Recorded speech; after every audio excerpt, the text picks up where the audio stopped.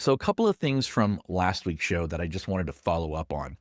First of all, education funding changes. So, interestingly, I mentioned that the shift from the local governments controlling school funding to the state was generated a lot by Prop 13. But what happened, though, too, is that the state had to take over, even out educational funding over time. And that does put more pressure on the state. So, SB 90 in 1972 was passed because there was a large disparity between school funding and spending per pupil since schools were largely locally funded.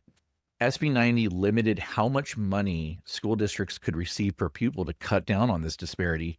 And this resulted in spending cuts in wealthy districts and state subsidies for poor districts. And this is the first time since 1910 that the state began taking a larger role in school funding. So that was kind of the start of it. Then, kind of on the heels of that, you had a court decision, Serrano versus Priest. And so this 1976 California Supreme Court decision declared the existing system of financing schools unconstitutional because it violated the Equal Protection Clause of the state constitution. The court ruled that property tax rates and per pupil expenditures should be equalized, and that by 1980, the difference in revenue limits per pupil should be less than $100. This is called the Serrano band.